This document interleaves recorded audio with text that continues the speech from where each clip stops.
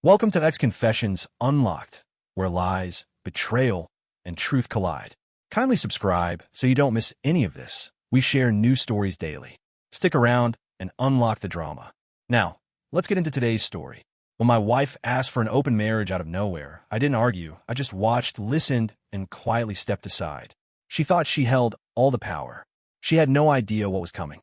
When Dora brought me tea that evening, I knew something was off. She never makes peppermint for herself. It's my drink, usually only when I'm sick or coming back from a long run. But that night, out of nowhere, there she was with two mugs and that soft, deliberate smile. The kind of smile she uses when she's gearing up to deliver something loaded, dressed up as reasonable. It was a Thursday, wet and gray outside, the kind of night where the rain soaks into everything and makes the world feel small.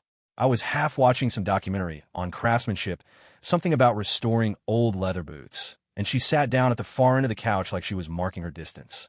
She placed the mugs on the table, careful and precise, then folded her hands in her lap.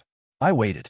She inhaled through her nose, like she was about to start a speech, and then let out 4 words. I want an open marriage. I didn't answer right away. I paused the video. The audio cut to silence, except for the dull patter of rain and the refrigerator humming from the kitchen. I looked at her. Not the tea, not the space she left between us. Just her face. She looked calm, maybe too calm, but I noticed her fingers were fidgeting with the edge of her sleeve. That was Dora's tell. Always has been.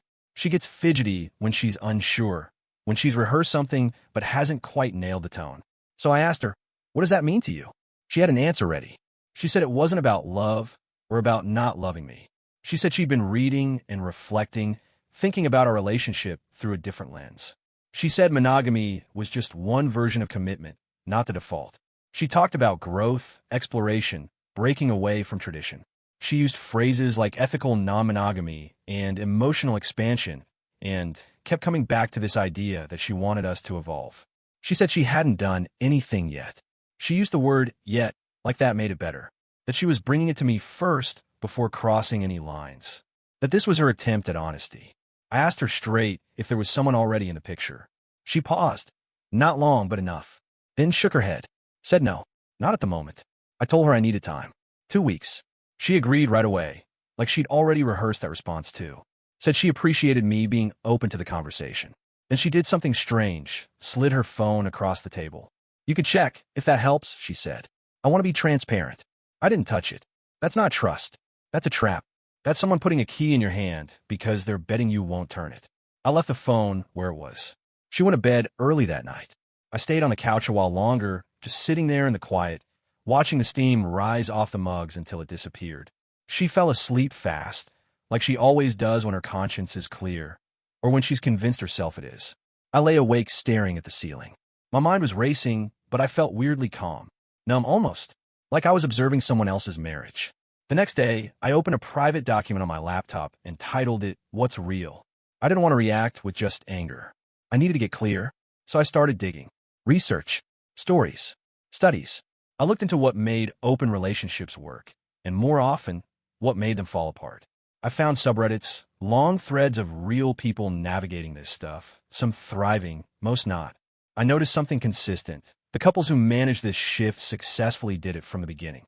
They didn't flip the switch after years of one version of love.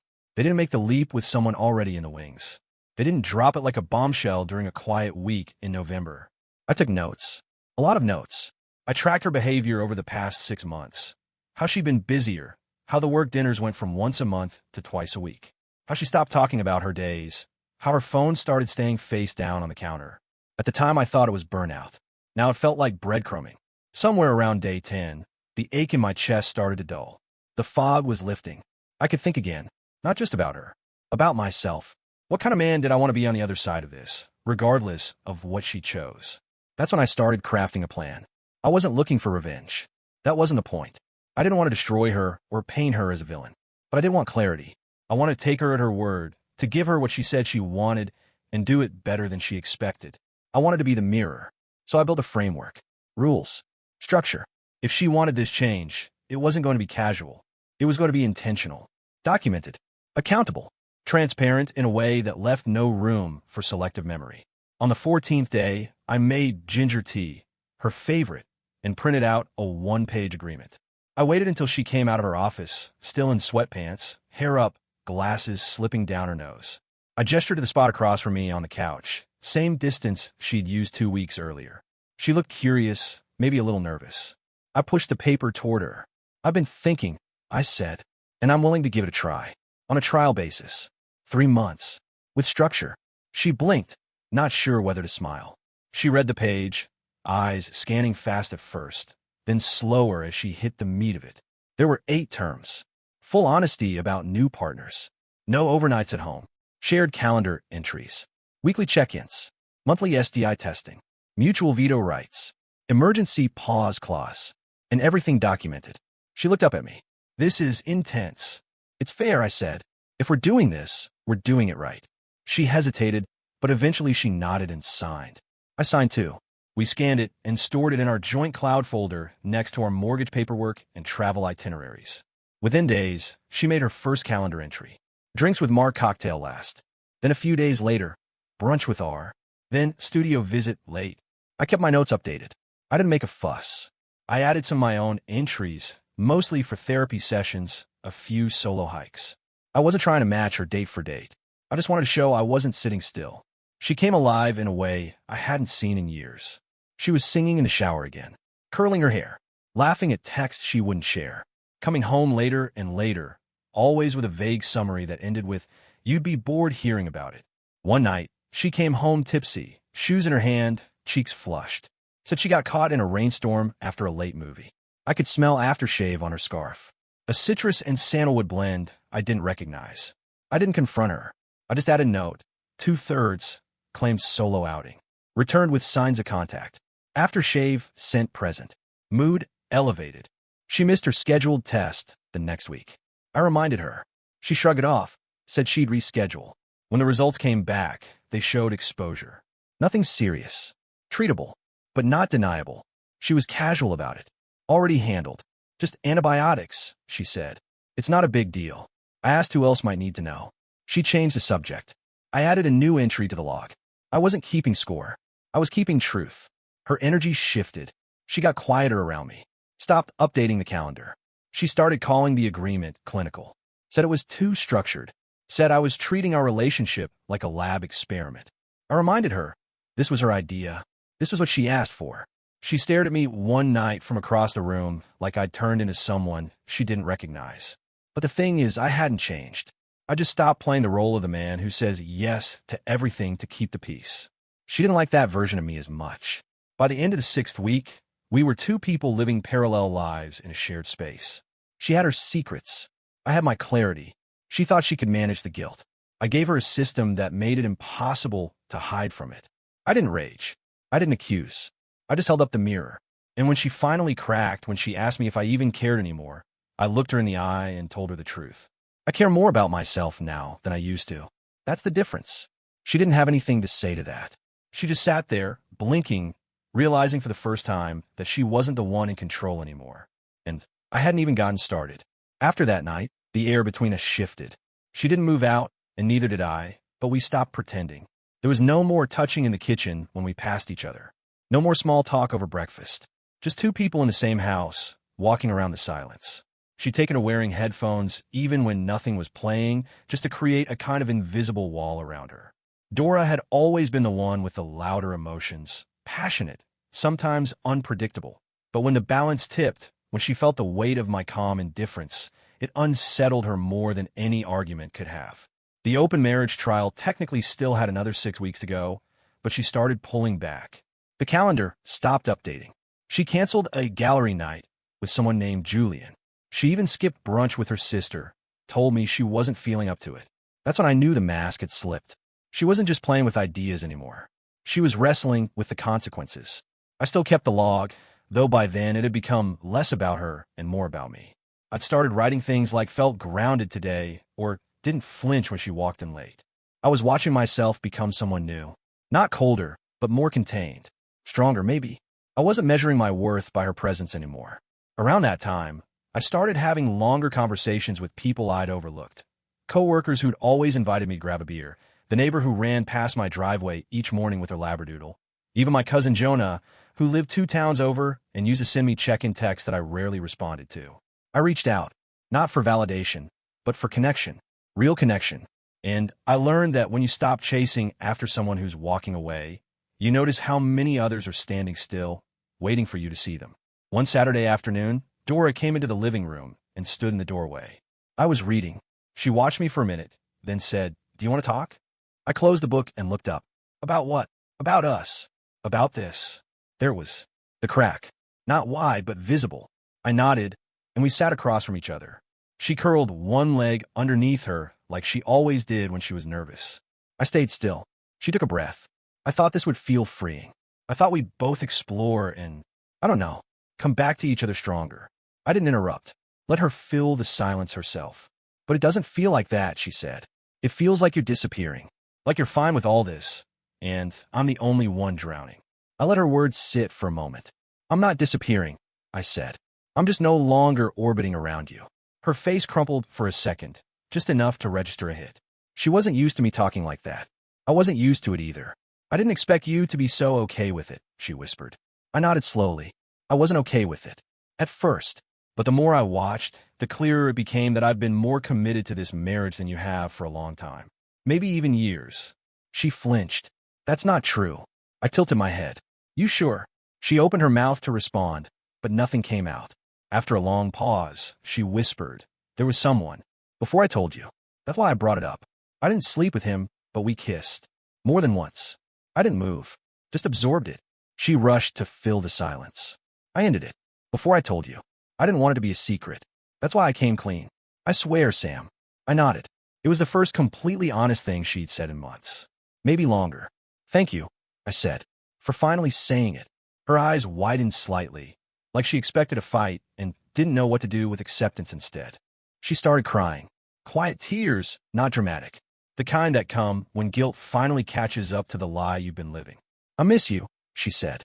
"You miss the version of me that needed you," I replied. "But I don't need you in the same way anymore." It wasn't cruel, just true. We sat there in that weird limbo space, not quite breaking up, not quite reconciling. She wanted to hold on, but she didn't know what to reach for anymore. Later that night, she tried to make dinner. I watched her chop vegetables like she was on autopilot. She poured me a glass of wine and set it down without a word. I didn't drink it. The next morning, she packed a small bag and said she was going to her sister's for the weekend. I didn't stop her. I didn't ask when she'd be back. And when the door closed, I sat down in the stillness, took a deep breath, and realized I didn't feel abandoned. I felt free. That weekend was the first time in years I felt like the space around me belonged entirely to me. I opened the windows, cleaned the house, played records she always said gave her a headache. I made pancakes from scratch and didn't burn a single one. It wasn't joy, not yet, but it was peace. Monday morning, she came back. She looked tired, like she hadn't slept. Said her sister told her she was lucky I didn't kick her out, that most men would have walked away already. I didn't say anything. She stood in the hallway like she didn't know what to do next. Then she said, "Do you want me to stay?" I answered with a question. "Do you want to stay?" She didn't reply right away. "I want to fix it," she finally said. "Why?" She looked at me, puzzled. "Because I love you." I nodded, then asked again, more slowly this time. "Why do you want to fix it?" She frowned, like the question hurt. "I don't want to lose you." "That's not the same as wanting to build something new," I said. "You can't glue the same pieces back together and call it a different puzzle." She wiped at her eyes. "I thought I was brave," she whispered. "Asking for an open marriage. I thought made me evolved. But I think I was just selfish." I didn't argue. Let her sit in the truth of it. "I want to earn your trust back," she said. "You can't," I replied gently. "You can only live honestly now. Trust isn't something you get to rebuild by words. It happens in the choices." She nodded, slowly. We agreed to a pause. Not separation, not divorce yet, just space. I took the guest room. She started therapy. I doubled down on mine. We didn't touch for weeks. Just talked. Slowly, carefully, like people walking through a burned-out house, testing which beams could still hold weight. I wasn't sure what would come next. I didn't know if we'd make it or if we were just tying off the loose ends with grace. But I didn't know this. I wasn't going to chase her anymore. Whatever came next, it was going to be on solid ground.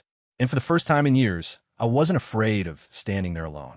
A few weeks into the pause, I realized how quiet our house had become. Not just in sound, but in the kind of emotional static that used to buzz in the background of every conversation. Dora and I had stopped trying to make each other feel something guilt, affection, regret, and we're instead sitting in this awkward, neutral truce.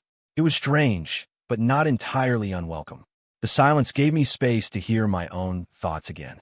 I was waking up earlier, running in the mornings, journaling, which I used to think was a waste of time. But something about getting my thoughts out where I could see them without having to filter or justify them felt important. Necessary. Dora noticed the changes. She never said anything directly, but I caught her watching me sometimes. Over her coffee, or from the hallway when I laced up my sneakers. Not in a cold or calculating way. More like someone observing a familiar street that had suddenly been repaved. One night, she asked if I wanted to watch a movie. Something light. A comedy, she said. We used to do that.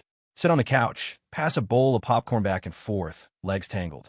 This time, we sat on opposite ends. The bowl rested untouched between us. She didn't try to reach over. Didn't lean on my shoulder when the credits rolled. She just glanced at me with a sort of hesitant hope, like maybe this was how you started again. Two people staring at the same screen, breathing the same air, even if the space between was wide. I appreciated the gesture, but I didn't confuse it for progress. That weekend, I went out of town. A last-minute invite from Jonah, guy's cabin trip, just a few of us, fishing and bad food and cheap beer. I said yes, not because I needed to get away from her, but because I wanted to remind myself of who I'd been before a relationship became something I had to constantly manage. Up in the woods, surrounded by guys who knew me simply as Sam. Not Sam and Dora. I felt looser, laughed more, ate like crap, and didn't feel guilty. One night, Jonah and I sat out by the fire, passing a bottle back and forth.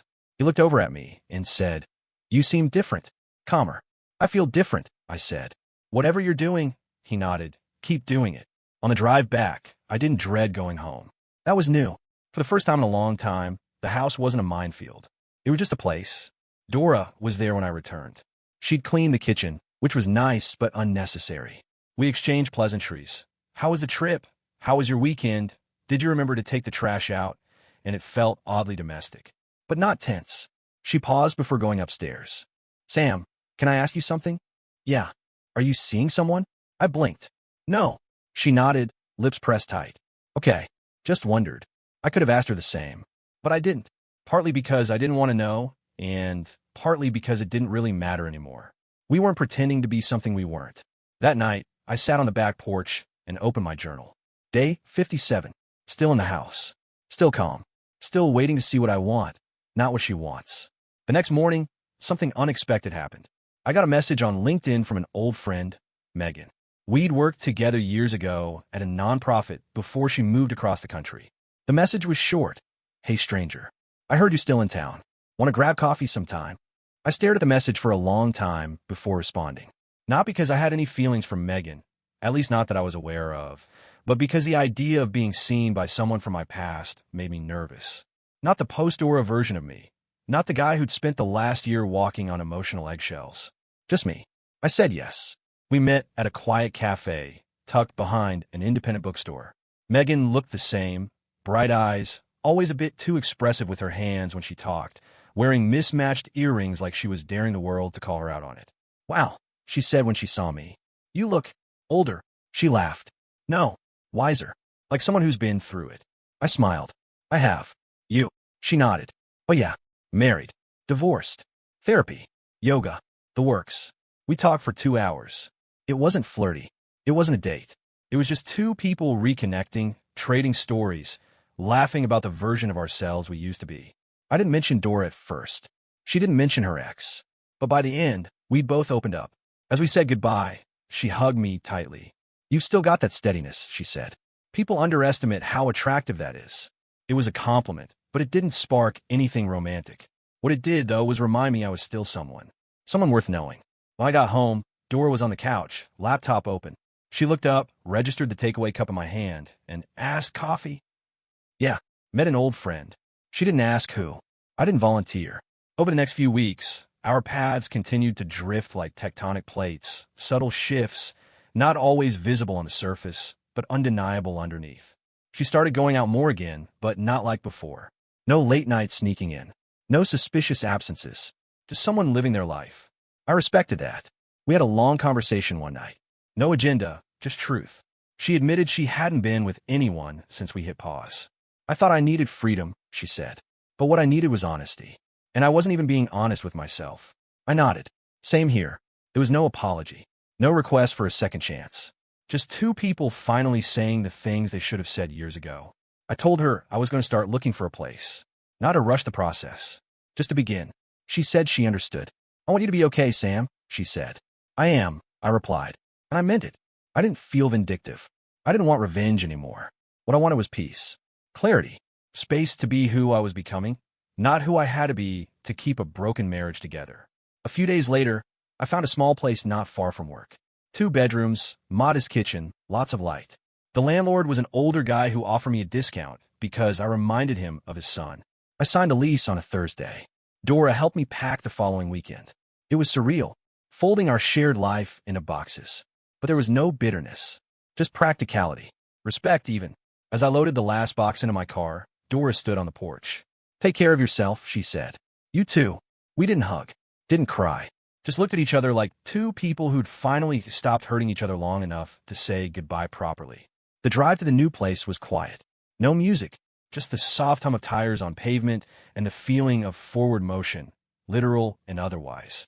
That night, I sat in my mostly empty apartment, a single lamp on the floor beside me, and cracked open a beer. I texted Jonah, moved in. Feels good. He responded, proud of you, man. Seriously. I believed him. I slept on a mattress on the floor that first night, with boxes still stacked against the wall, and I slept better than I had in years. The worst was over. What came next, I'd build for me. The first morning in my new apartment, I woke up to soft lights spilling through half-closed blinds and the unfamiliar hum of a neighbor's radio. It was some old classic rock song playing low enough to feel like background noise to my new beginning. I sat up slowly, joints a little stiff from sleeping on just a mattress. But I felt rested in a way I hadn't in months, maybe years. No tension in my shoulders. No subconscious worry that I'd walk into the kitchen and find Dora sitting there, silently judging the version of me I was trying to become. The place was bare but full of possibility. Boxes lined the wall, still sealed, still patient. I took my time, set up the coffee maker, pulled out a single mug, mismatched, chipped on the handle. It was one I'd brought from the old house, the only one I wanted to keep. Everything else could stay with Dora. I took that first sip of coffee while leaning against the kitchen counter and thought, so this is solitude. Doesn't feel so bad. Over the next week, I made the place mine. Slowly, intentionally. I bought a secondhand couch from a guy named Hector who helped me load it into my car and threw in a lamp just 'cause you seem like a decent dude. I hung a single photo on the wall, me, my dad, and my brother fishing a lake up north, all of us squinting in the sun, grinning like idiots. It felt like a reset button. I didn't hear from Dora for a few days. Then she sent a text, just checking in. Hope you're settling okay. I stared at it for a long time. Not because it stirred anything in me, but because it didn't. I typed back, I am. Thank you. She didn't respond. That was okay. I started seeing people again. Not romantically, just catching up. A couple of old work friends, an ex-colleague who ran a trivia night at a bar downtown. I made small talk with the barista at the cafe below my building. Her name was Talia. She remembered my order after 2 visits and asked once if I'd just moved in. Yeah, I said. Fresh start. She smiled like she understood exactly what that meant. Some nights, I still thought about Dora, not out of longing, but out of habit. Like when I caught myself reaching for the spot on the bed where she used to sleep, or when I saw an ad for a show we used to watch together and remembered how we'd argue over which character was most annoying. But the memories didn't hurt anymore. They just were. And then, one evening, something strange happened. I ran into Dora. I was leaving a bookstore, paper bag under one arm, rain just starting to fall, when I saw her across the street. She wasn't alone. A man was with her, tall, thin, well-dressed in a try-hard kind of way. She was laughing. Not polite, nervous laughter. Genuine. She didn't see me. I had time to turn around. But I didn't. I stood there, letting the drizzle soak my shoulders as I watched her throw her head back and touch the guy's arm in a way that used to be reserved for me. It should have stung. Instead, I felt nothing. Not anger. Not jealousy. Just this deep, quiet recognition. We're really done. And I was okay with that. I walked home with a sense of clarity I hadn't expected. Set the book on the counter. Made a grilled cheese. Played a Miles Davis record I'd picked up for $2. Ate on the couch with my feet up and no one commenting on the crumbs. Later that night, I texted Megan. It had been a few weeks since coffee. We hadn't spoken much, but something about the night made me want to reach out. Hey, you still in town? She replied almost immediately. Yep. You free this weekend? We met for brunch at a quiet spot with outdoor seating. She wore a denim jacket and sunglasses that were too big for her face. We talked about everything except our exes. It felt easy, light. Eventually, she looked at me over her mimosa and said, "You look different. Happier." "I am. You're not carrying it anymore." Whatever it was. I nodded. I let it go. She smiled. Good. We didn't kiss. We didn't flirt. But we agreed to do again soon. That afternoon, I went back home and rearranged my apartment. Moved the couch closer to the window. Repositioned the lamp. Hung a second photo. A shot I'd taken on that cabin trip with Jonah. A reminder of who I was without all the chaos. I kept journaling. Not every day, but often enough. Day 91. I saw her. She's moved on. So have I. It's not dramatic. It's just life. One night, maybe 2 weeks later, I got a call from an unknown number. I almost didn't answer. Something told me to. Hello. Silence for a beat. Then, "Hey, Sam. It's Dora." My stomach didn't drop. My pulse didn't spike. "Hey, I wasn't going to call, but I heard from someone you ran into me the other day." I said nothing. Let her fill the silence. "I just want to say I wasn't trying to rub anything in your face. That wasn't planned." "You don't owe me an explanation," I said calmly. She let out a long breath. "You really are different now." "Yeah, I am." "Are you seeing someone?" "No, but I might be, eventually. Not rushing." She paused. "I miss you sometimes." I didn't say it back. After a while, she said, "Okay, that's all. I just wanted to tell you that." "Thanks," I said. "Take care of yourself, Dora." And that was it. I never heard from her again. 2 days later, I was walking back from the grocery store when I ran into my neighbor, a middle-aged guy named Curtis. He nodded at my canvas tote and said, "Domestic, huh?" "Trying," I said. "You new here?" 3 months. He nodded, satisfied. "You seem like you've been here longer." I took that as a compliment. Back upstairs, I unpacked my groceries and sat at the window. The city outside was humming. Cars, wind, voices below.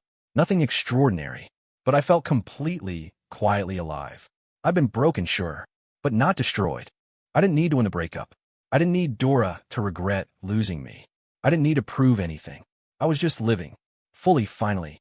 Spring arrived, quietly, almost like it was sneaking in. Buds on the trees, a little more daylight each evening, kids riding bikes without jackets again. I'd been in the apartment for a little over 5 months by then. Long enough for the walls to stop feeling temporary. Long enough for the silence to feel like peace instead of punishment. One Saturday morning, I walked to the farmer's market, something I'd never bothered with when I was married. Dora used to say grocery shopping was a waste of weekend hours. I didn't mind it. There was something grounding about holding fresh tomatoes in your hands, making small talk with an old lady selling honey, watching couples bicker over which apples looked better. I ran into Talia there, the barista from downstairs. She was with a friend, carrying flowers and a bag of oranges. She waved me over like we'd known each other for years. "Sam, right?" "Yeah." "Hey, you live above my shop, and you still have to come here for coffee," she teased. "I like to explore." "Well, next one's on me," she said. Then, glancing at my tote bag, "You're turning into a full-on local." "Working on it." We smiled. It was easy, and that was enough. Later that afternoon, I visited my brother. Jonah lived a couple towns over with his wife and 2 kids. We'd been talking more since the split. He'd been the one to say, "You don't have to tell me everything. Just let me know you're okay." It was exactly what I'd needed. The kids roped me into playing a board game on the living room rug. I hadn't laughed that hard in months. At one point, I caught Jonah watching me, just watching, and he gave a slow nod like he saw something in me that had been missing for a long time. That night, I drove home with the windows down. A cool breeze, warm enough to smell the earth waking up again. The radio played a song I didn't know, but I let it ride. When I got back to the apartment, I found a package at my door. No return address. I brought it inside, peeled back the tape. It was a small box with 2 things inside. 1, a hardcover journal, leather-bound. 2, a note, folded in half. Dora's handwriting. "Sam, you don't owe me anything. I just wanted to give this to you. You always liked writing things down. I thought maybe it would help now, the way it used to. You were a good man to me, even when I wasn't good to you. I'm sorry for that. Dora." I held the journal for a minute. Not angry, not sentimental, just reflective. I didn't text her. I didn't need to. She'd said what she needed to say, and so had I. I placed the journal on my desk, unopened. That night, I slept deeper than I had in years. The following week, I started writing again. Not about Dora, not even about the divorce. I wrote about the small things, what the city smelled like after rain, The way the grocery clerk hummed 90 songs under his breath, a dream I had about my dad teaching me how to grill, even though he never really cooked in real life. I wrote for myself. Sometimes, Megan and I met up for a drink or a walk. There wasn't pressure. She'd gone through her own mess, and neither of us wanted to rush into something else. We just enjoyed each other's company, knowing that healing didn't need an audience. One evening in late spring, she brought over takeout, and we ate on my tiny balcony. She had her feet up on the railing, shoes off, sipping from a glass of wine. "You ever think about what you'd tell the old version of yourself?" she asked. I thought for a second. "I think I'd tell him it's not going to kill you." She smiled. "I like that. And you?" "I'd tell her to stop pretending she's happy, and to stop waiting for someone else to notice she's not." That landed. We sat in silence after that. Not uncomfortable, just real. Eventually, she yawned and said, "I should go." I walked her to her car. She didn't ask me to come home with her, and I didn't ask her to stay. It wasn't about the moment. It was about the slow burn, the trust we were both building from scratch. That night, I started a new entry in the journal Dora gave me. Entry number 1. This isn't a record of pain. It's a record of what came after. The part where I remembered who I was. The part where things didn't fall apart. They just shifted. There were moments, still, where the past tapped on my shoulder. A photo I forgot to delete. A song from that year, We Went to Barcelona. But I didn't flinch anymore. I learned something I wish more people talked about. Closure doesn't come when they apologize. It doesn't even come when you forgive them. It comes when you forgive yourself. For staying too long. For not seeing it sooner. For giving them parts of you they didn't earn. And that forgiveness? That's yours to keep. A few weeks later, I ran into Dora one last time. It was at a bookstore of all places. Just like before. She was alone this time, standing in front of a display on personal development. She saw me first and smiled. A soft, quiet smile. "Hi. Hey, you look good," she said. "Thanks." A pause. A glance at the book in her hand. "I've been reading more," she said. "Trying to figure things out." I nodded. "That's good." She didn't apologize again. She didn't ask how I was. I think she could tell. We didn't hug. We didn't linger. Just two people who used to know each other. When I walked away, I felt light. Lighter than I ever did walking beside her. That night, I lit a candle, poured a glass of wine, and sat on the balcony. The journal was beside me, open to a blank page. I wrote one last thing before turning in. This story doesn't end with revenge. It ends with a man who remembered how to live. Who found stillness. Who didn't just survive, but rebuilt from the bones. Samuel. And that, truly, was the ending I needed. No fanfare. No grand moment of winning. Just peace.